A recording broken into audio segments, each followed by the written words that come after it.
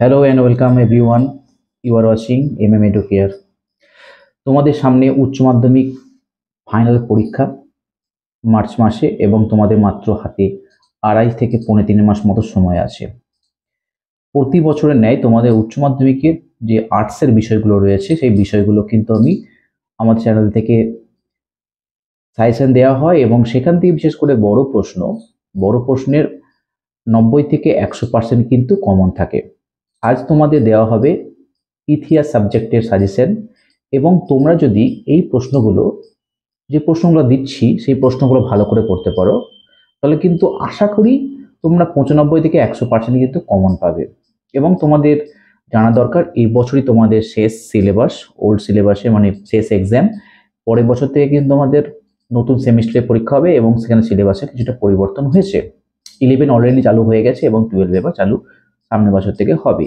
তাহলে প্রতি বছর যেভাবে দিই সেভাবে কিন্তু ব্যাপক কমন থাকে। তোমরা নিশ্চিন্তে এই প্রশ্নগুলো পড়তে পারো এবং এই চ্যানেল থেকে অবশ্যই তোমাদের মানে গ্যারান্টি দিয়ে বলা হচ্ছে তোমরা এই প্রশ্নগুলো পড়ে যাও, মানে 100তে মানে 100% তোমরা কমন পাবেই, ঠিক আছে। কিন্তু সাজেশন মূলত সেই সমস্ত স্টুডেন্টদের জন্য দেওয়া হয় যারা দীর্ঘদিন পড়া করে না বা অল্প পড়ে পরীক্ষায় নম্বর বেশি পাওয়ার ইচ্ছা করে তাদের জন্য, এবং যারা হয়তো এতদিন সময়ভাবে পড়েনি এবং ফাঁকি দিয়েছে হয়তো এবং এখন হাতে সময় কম।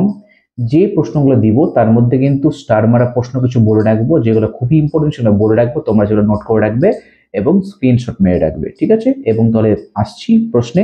এবং প্রশ্ন বলার আগে বলি, তোমাদের ইতিহাসে যে 5টা বড় প্রশ্ন লিখতে হয়, 5 8 40, দুটো তোমাদের বিভাগ থাকে ক এবং খ, এবং সেই বিভাগ থেকে মিনিমাম দুটো করে লিখতে হয় এবং সব মিলিয়ে টোটাল তোমাদেরকে 5টা প্রশ্ন লিখতে হয়। তাহলে এই প্রশ্নগুলো পড়ে যাও, তাহলে দেখবে এই প্রশ্নগুলো থেকে তোমরা সবই কমন পেয়ে যাবে, ঠিক আছে। তাহলে বলি, দেখো প্রথম চ্যাপ্টারটা হচ্ছে, সেই চ্যাপ্টার থেকে তোমার 3টে পড়তে হবে। কি কি পড়তে হবে বলে দিচ্ছি। দেখো, 1 নম্বর, জাদুঘর বলতে কি বোঝো? অতীত পুনর্গঠনে জাদুঘরের ভূমিকা আলোচনা করো, একটা ইম্পর্টেন্ট প্রশ্ন। 2 নম্বর, মিথ ও লেজেন্ড বলতে কি বোঝো? অতীতের বিষয়ে মানুষের ধারণাকে এরা কিভাবে রূপদান করে, দুটো। এবং এবং ওর সঙ্গেই মিথ বা কিংবদন্তির মধ্যে পার্থক্য নির্দেশ করে, এইটাও কিন্তু এর সঙ্গে তোমরা পড়ে নেবে। দুটো হলো। আর একটা হচ্ছে পেশাদারি ইতিহাস বলতে কি বোঝো? অপেশাদারি ইতিহাসের সঙ্গে পেশাদারি ইতিহাসের পার্থক্য কি? তাহলে এই যে প্রথম চ্যাপ্টার থেকে 3টে প্রশ্ন, 3টে প্রশ্নের মধ্যে তোমরা একটা প্রশ্ন কিন্তু এখান থেকে আসবেই, ঠিক আছে। চলে আসছি দ্বিতীয় চ্যাপ্টার। দ্বিতীয় চ্যাপ্টার পড়তে হবে মাত্র 3টের মধ্যে প্রত্যেকটা প্রশ্ন ইম্পর্টেন্ট। প্রথম প্রশ্নটা খুবই খুবই বেশি ইম্পর্টেন্ট, দেখে না প্রশ্নগুলো কি। প্রথম প্রশ্ন, ঔপনিবেশিক ও সাম্রাজ্যবাদ বিষয়ে লেনিন হবসন এ তত্ত্ব আলোচনা করো। সাম্রাজ্যবাদ কাকে বলে? সাম্রাজ্যবাদ উদ্ভবের কারণগুলি সংক্ষেপে বর্ণনা করো। এবং লাস্ট প্রশ্ন, উপনিবেশবাদ বলতে কি বোঝো? এর সঙ্গে সাম্রাজ্যবাদের সম্পর্ক নির্ধারণ করো, ঠিক আছে। এই 3টে প্রশ্নের মধ্যে প্রথম প্রশ্নটা খুবই বেশি ইম্পর্টেন্ট। চলে আসছি থার্ড চ্যাপ্টার, ভারতে রেলপথ বিস্তারের কারণ ও ফলাফল আলোচনা করো। ব্রিটিশ ইস্ট ইন্ডিয়া কোম্পানির আমলে ভারতের ভূমি রাজস্ব ব্যবস্থা সংক্ষিপ্ত পরিচয় দাও। থার্ড, ভারতে অবশিল্পায়নের কারণগুলি কি ছিল? ভারতীয় অর্থনীতিতে এর প্রভাব কেমন পড়েছিল? 4 নম্বর, চিরস্থায়ী বন্দোবস্তের প্রধান শর্তগুলি লেখো। ভারতীয় অর্থনীতিতে এর প্রভাব কি ছিল? এবং লাস্ট প্রশ্ন, পলাশী ও বক্সারের যুদ্ধের তুলনামূলক আলোচনা করো। এই যে প্রশ্নগুলো বললাম এর মধ্যে তোমার রেলপথ এবং অবশিল্পায়ন এই প্রশ্ন দুটো বেশি ইম্পর্টেন্ট, ঠিক আছে। চলে আসছি এবার ফোর্থ চ্যাপ্টার। যদিও তোমাদের প্রত্যেকটা চ্যাপ্টার না পড়লেও হবে, তবুও তোমরা মানে একদম 100% কমন পেতে গেলে একটু বেশি পড়তে হবে। এবার আসছি ফোর্থ চ্যাপ্টার। প্রথম প্রশ্ন, চীনের চৌঠা মের আন্দোলনের কারণ বিশ্লেষণ করো। এই আন্দোলনের প্রভাব বিশ্লেষণ করো। নেক্সট প্রশ্ন, চীনের ওপর আরোপিত বিভিন্ন অসম চুক্তিগুলি সংক্ষিপ্ত আলোচনা করো, বা অথবা দিতে পারে যে চুক্তিগুলো রয়েছে এর মধ্যে দুটো আলাদা করে বলতে পারে, যেমন দিয়েছিল এর আগেও। নানকিং ও তিয়ানজিন সন্ধির মূল শর্তগুলি আলোচনা করেন। পরের প্রশ্ন, বাংলায় নবজাগরণের প্রকৃতি আলোচনা করো, এর সীমাবদ্ধতা কি ছিল?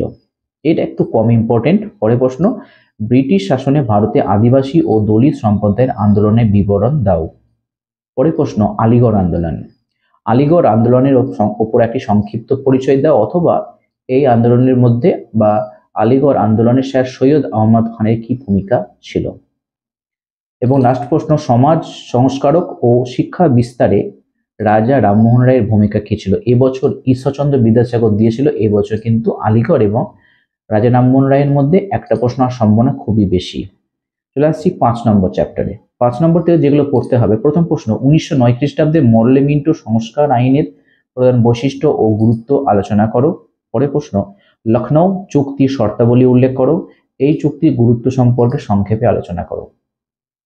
চলে আসছি পরের প্রশ্ন, জালিয়ানওয়ালাবাগের হত্যাকাণ্ডের প্রেক্ষাপট কি ছিল? এই ঘটনার গুরুত্ব কি ছিল? ঠিক আছে, চলে আসছি নেক্সট প্রশ্ন, মন্টেগু চেমসফোর্ড সংস্কার আইনের সমালোচনামূলক আলোচনা করো। এবং এই চ্যাপ্টারের শেষ প্রশ্ন, রাওলাট আইনের উদ্দেশ্য কি ছিল? গান্ধীজি কেন এর বিরোধিতা করেছিল? যে প্রশ্নগুলো বলছি এর মধ্যে কিন্তু কোনো প্রশ্ন 5-3 আসতে পারে, 4-4 আসতে পারে, ঠিক আছে, অথবা ডাইরেক্ট 8 আসতে পারে। চলে আসছি 6th চ্যাপ্টার, এখান থেকে পড়তে হয় মাত্র 3টে।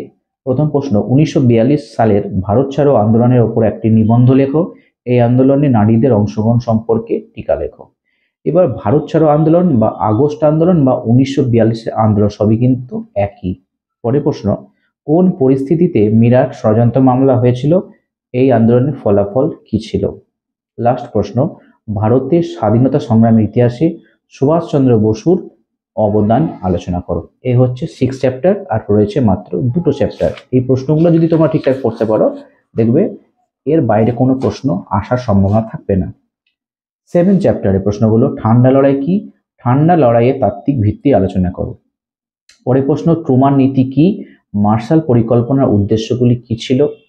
থার্ড প্রশ্ন, পূর্ব ইউরোপের সোভিয়েতীকরণের উদ্দেশ্য কি ছিল? বিভিন্ন দেশে এর কি প্রভাব পড়েছিল? 3টে। এবং লাস্ট প্রশ্ন, সুয়েজ সংকট। সুয়েজ সংকটের তাৎপর্য ব্যাখ্যা করো। এই সংকটে ভারতের ভূমিকা কি ছিল? সুয়েজ সংকটের কারণ ও ফলাফল আলোচনা করো। ঠিক আছে, 7 নম্বর চ্যাপ্টার, সুয়েজ সংকট এবছর ইম্পর্টেন্ট, ট্রুমান নীতি এবং ঠান্ডা লড়াই, এই 3টে প্রশ্ন বেশি ইম্পর্টেন্ট। লাস্ট চ্যাপ্টার আসছি। লাস্ট চ্যাপ্টারের প্রথম প্রশ্ন করতে হবে, হোচিমিনের নেতৃত্বে ভিয়েতনাম মুক্তিযুদ্ধের সংক্ষিপ্ত বিবরণ দাও। এটা একটু লেস ইম্পর্টেন্ট। পরের প্রশ্ন, উপনিবেশীকরণ বলতে কি বোঝায়? এর সামাজিক, রাজনৈতিক ও অর্থনৈতিক তাৎপর্য ব্যাখ্যা করো। দুটো পড়তে হবে। স্বাধীন ভারতের প্রথম 3টি পঞ্চবার্ষিকী পরিকল্পনার লক্ষ্য ও গুরুত্ব আলোচনা করো। আর সবশেষ প্রশ্ন, সেটা হচ্ছে বাংলাদেশ। স্বাধীন বাংলাদেশের উত্থানে শেখ মুজিবুর রহমানের ভূমিকা কি ছিল? যদিও বাংলাদেশ নিয়ে এখন বেশ উত্তাল চলছে দেশ, এবং বাংলাদেশ যদিও হালে আবার নতুন করে স্বাধীন হয়েছে, তাই বাংলাদেশ নিয়ে টপিক এবছর ইম্পর্টেন্ট রয়েছে। এই প্রশ্নটা আসার সম্ভাবনা খুব বেশি আছে। ঠিক আছে, তাহলে এই সমস্ত প্রশ্নগুলো তোমরা ভালো করে পড়ো, দেখবে বড় প্রশ্ন সবই কমন পেয়ে যাবে। এর পরের ভিডিওগুলোতে বাকি যে সাবজেক্টগুলো পড়ে আছে, ইংলিশ, দর্শন, রাষ্ট্রবিজ্ঞান বা এডুকেশন, সেই সাবজেক্টের সাজেশন কিন্তু তোমাদেরকে দিয়ে দেওয়া হবে। তোমরা নিশ্চিন্তে পড়ে নাও, এবং নিশ্চিন্তে পড়াশোনা করলে তোমরা অবশ্যই ভালো মার্কস পাবে। তাহলে আজকের মতো এইটুকুই।